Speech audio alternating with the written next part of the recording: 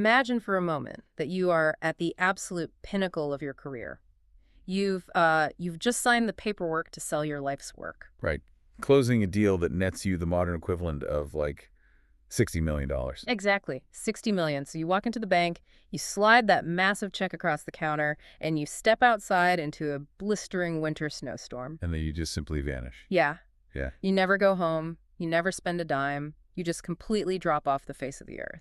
I mean, it sounds exactly like the inciting incident of a thriller novel, but it is entirely real. There was no goodbye note, Hmm. no packed luggage, literally no trace left behind in the snow. Well, today we are taking a deep dive into exactly that. The 1919 disappearance of Canadian theater tycoon Ambrose Small. For decades, the press dubbed it the crime of the century. Okay, let's unpack this. Because to understand how a man can just evaporate into thin air, we first have to establish why he was a target. And to say Ambrose Small was a target is, I mean, it's the understatement of the century. You really have to picture the ultimate rags to riches story, but steeped in an incredibly dark, ruthless psychology. Can you walk us through how he built this empire? Yeah, so he started at the very bottom. I mean, at 13 years old, Ambrose was washing dishes at the Warden Hotel in Toronto. Wow, 13. Yeah, just a kid. He worked as a bartender, then an usher at a local opera house. Yeah. And through just sheer grit, he learned the mechanics of theater management. How to keep the books, how to spot a profitable show, and most importantly, how to squeeze every single cent out of a production. Right. Over the next few decades, he didn't just climb the ladder. He essentially bought the entire staircase. He rose to own an unprecedented network of over 60 theaters across Ontario. We're talking venues in Sudbury, London, Stratford, all the way up to his crown jewel, which was the Grand Opera House in downtown Toronto. The scale of that is just staggering for the early 1900s. He essentially held a monopoly on entertainment for an entire province, but the sources are very clear that Ambrose was not, some beloved, benevolent patron of the arts. No, not at all. He was a cutthroat capitalist in every sense of the word. The historical accounts paint a picture of a deeply unlikable man. He was a notorious gambler who would fixate obsessively on horse racing statistics. Like a real obsession. Oh, absolutely. He was also a known womanizer. And he was someone who publicly, loudly claimed to despise children and charitable causes. He was ruthless to his employees and his competitors alike, leaving just a massive trail of enemies in his wake.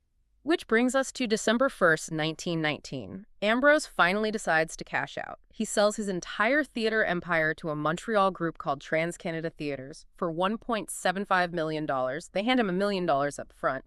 And for you listening again, that is roughly $60 million today. It's a monumental transaction. It really is. And the societal context of why he sold when he did is crucial.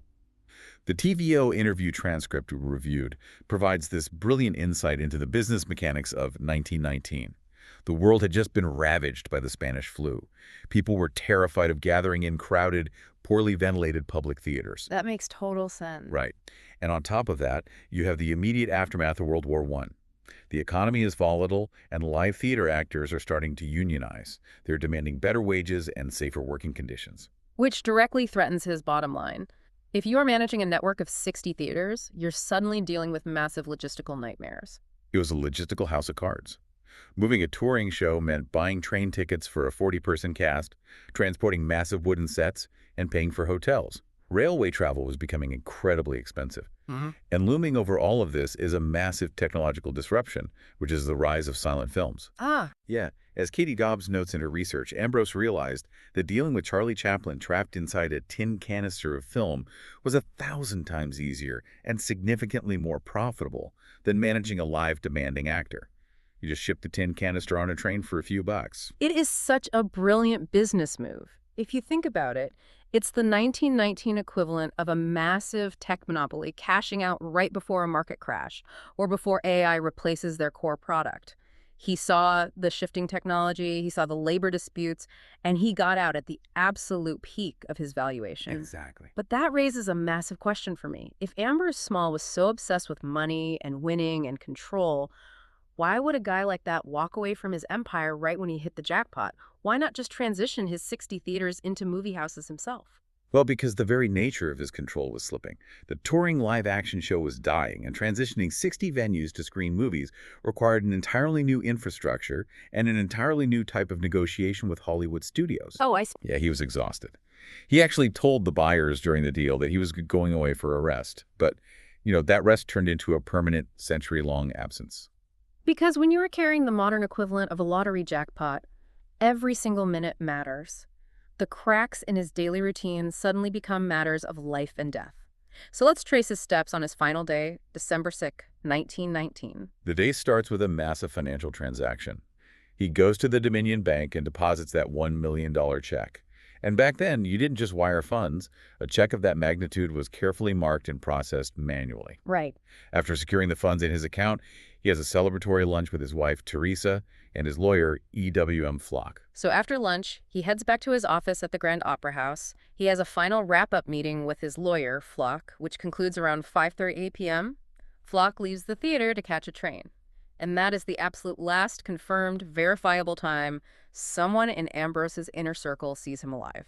Ambrose stays behind for a short while, then steps out of the theater into the cold. We know he was an avid gambler, specifically betting heavily on American horse races. So he walks out into a blistering snowstorm to a nearby newsstand operated by a man named Ralph Savain. Okay. Ambrose is there for one specific reason: to buy the New York Times so he can check the afternoon racing results. But the train delivering the newspapers from New York is delayed because of the severe winter weather. The paper bundles simply aren't there, and Ambrose completely loses his mind. Yeah, he really does. Savain later told police investigators that he had never heard Ambrose swear so profusely in his entire life.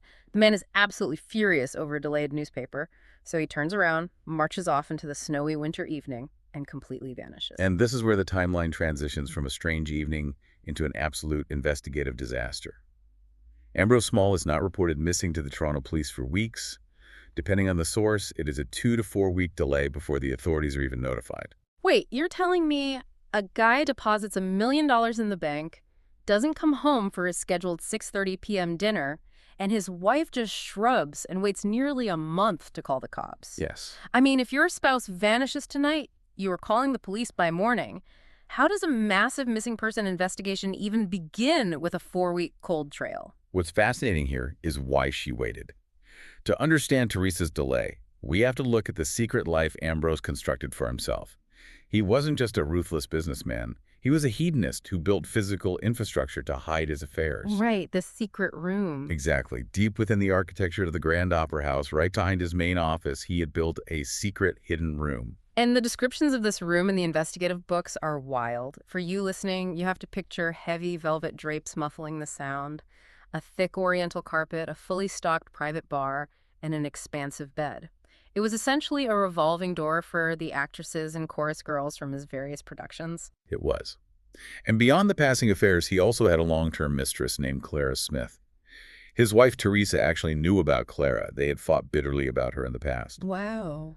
So when Ambrose doesn't come home for dinner on December 2nd, Teresa doesn't assume foul play. She assumes he is just off on another bender. She later told the police she figured he was in the hands of a, quote, designing woman. Got it. Teresa was a prominent socialite.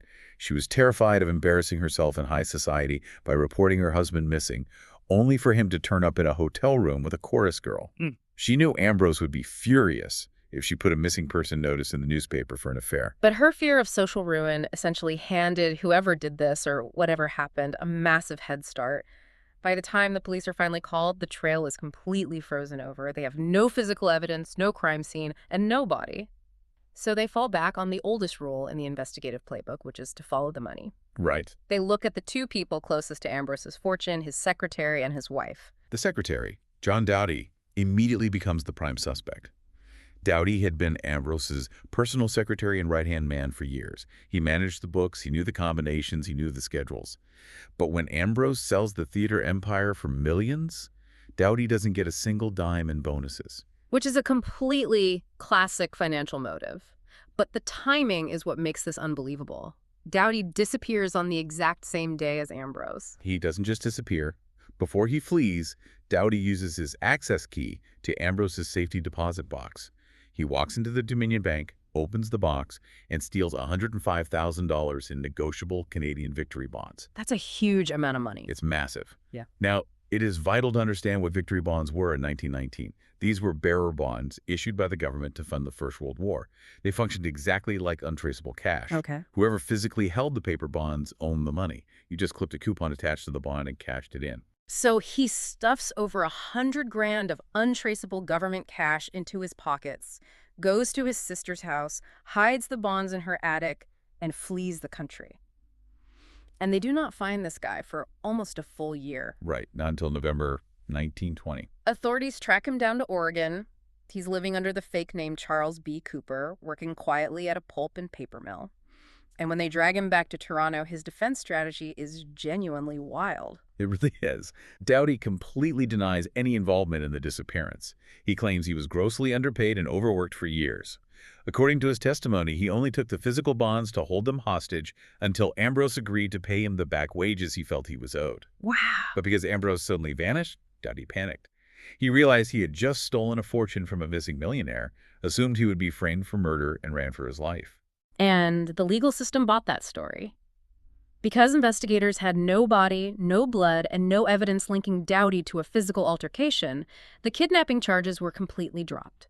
He was sentenced to 5 years in Kingston Penitentiary solely for the theft of the bonds. Yeah, just for the theft. Here's where it gets really interesting. Look, if you map this out, we have a secretary who flees the country with 100 grand in untraceable cash. We have a wife who has a perfect alibi and inherits the rest of the multi-million-dollar estate. And decades later, a secret police memo surfaces claiming they work together. I have to push back here.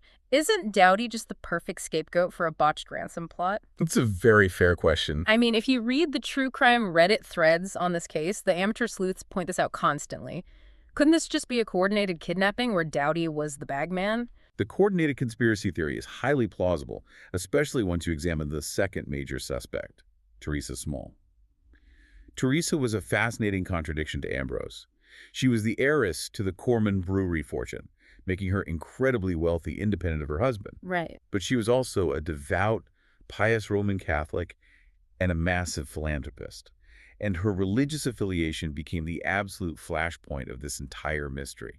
And just to jump in real quick for you listening, we are just outlining the historical and political context provided by these sources. We aren't taking any sides or endorsing any of the religious or political viewpoints from 1919 Toronto. We just need to impartially convey the realities of the time to make sense of the case. Because we tend to think of Toronto as this massive multicultural secular hub today, but you really have to contextualize what Toronto was back then. Exactly. Early 20th century Toronto was dominated by the Orange Order. To understand the Orange Order, you have to think of it as a militantly Protestant fraternal society that functioned almost like a political syndicate. Right, they had a lot of power. Oh, they controlled the levers of municipal power. The mayors, the police chiefs, the judges, the civil servants, they all belonged to the Orange Lodges.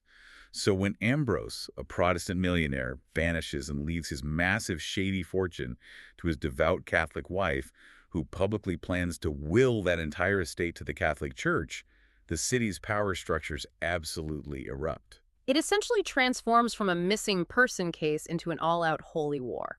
It really does. Massive, organized public outcries attempted to legally block Teresa from inheriting the money.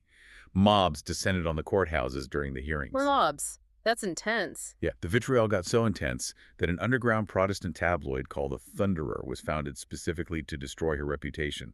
They printed fake, hardcore pornographic photographs of models who looked like Teresa, posing with men dressed as Catholic priests. Oh, wow. The character assassination was systematic and relentless. Oh. It really shows how quickly a society will use a mystery to project their own biases.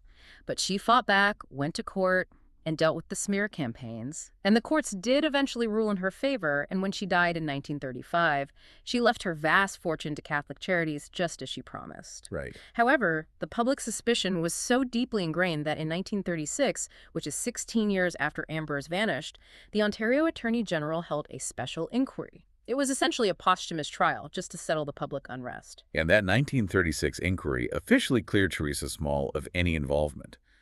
But the story has a massive modern twist. In 2001, an explosive archival document was uncovered. Oh, this is the memo? Yes. It was a secret memo, allegedly written in 1936 by Edward Hammond, one of the original police inspectors on the case. In this memo, Hammond explicitly alleges that Teresa Small and the secretary, John Doughty, absolutely conspired together to murder Ambrose. That is huge. Furthermore, Hammond claimed that high-ranking officials engaged in a massive police cover-up to protect them and bury the evidence. And even if that memo has never been definitively authenticated, it proves one thing, which is that the lack of closure drove everyone, even the police, completely mad. You have a missing millionaire, no body, no murder weapon, and no confession. The human brain just cannot handle a vacuum of information. And that brings us to the aftermath, where the investigation morphs into pure hysteria. You really have to place yourself in the mindset of the 1920s public. It is Yes. the F. Scott Fitzgerald era of post-war hedonism. The population is exhausted and traumatized from the Great War and the Spanish flu. Yeah, they've been through a lot. They are desperately thirsting for distraction, for a spectacular scandal. And the Ambrose Small case delivered on every front. Teresa amplified this by offering a $50,000 reward for information leading to his whereabouts. I mean, if 50 grand is offered today, people pay attention. $50,000 in the 1920s is life-altering generational wealth. It essentially created a gig economy of fake informants. It incentivized people to see Ambrose everywhere they looked. It completely warped the entire investigation. Every amateur sleuth, private detective, and small-time hustler came out of the woodwork to claim the prize. Right. Sightings poured in globally. People swore under oath they saw him being forced into a car in downtown Toronto. A renowned magician claimed he sat next to Ambrose at a gambling table in Mexico. Mexico. Yeah. Another informant reported seeing him strolling through France, holding a bottle of champagne in each hand with a mistress on his arm. Even Sir Arthur Conan Doyle, the creator of Sherlock Holmes, reached out and offered to consult on the investigation. It is the exact same psychological mechanism that drives modern true crime Reddit threads. The technology changes, but human nature hasn't changed a bit in 100 years. When the authorities fail to provide a neat, logical ending, we try to crowdsource our own. We connect dots that don't exist. We just want the world to make sense. If we connect this to the bigger picture, the absolute failure to find that neat ending pushed the story out of the realm of a criminal investigation and elevated it into cultural mythology. Because Ambrose Small was never found, he was never truly laid to rest.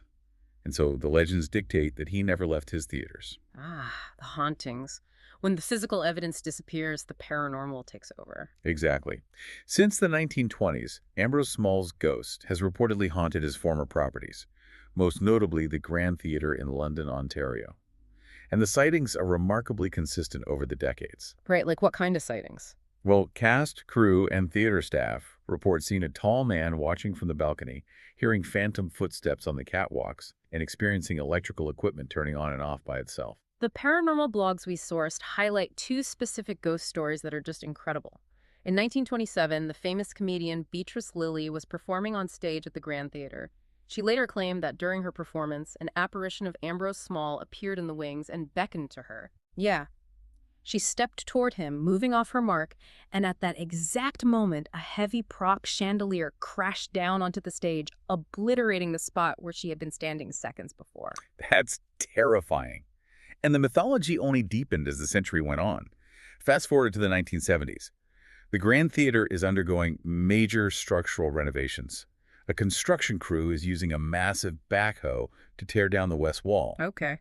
This specific wall contains an enormous, irreplaceable hand-painted mural stretched over a stunning architectural archway.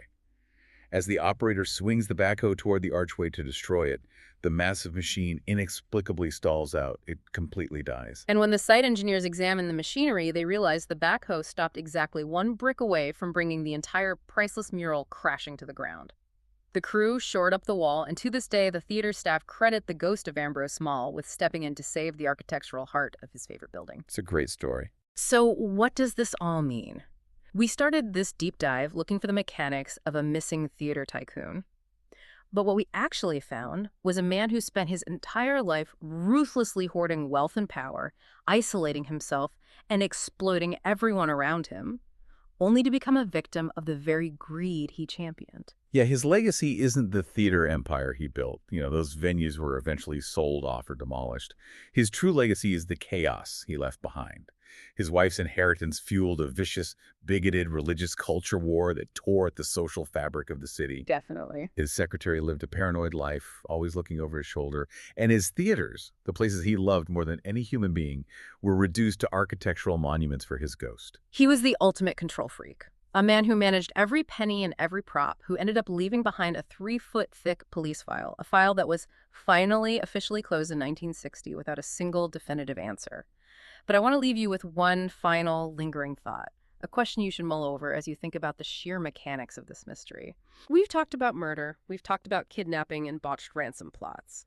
But what if Ambrose Small wasn't murdered at all? What if a man whose entire fortune, whose entire life was built on writing scripts, directing actors, and staging elaborate theatrical illusions, simply staged his own final act? If you had the modern equivalent of $60 million in your pocket and you wanted to orchestrate the ultimate vanishing trick, stepping out into a blinding snowstorm to disappear forever, how would you write your own ending?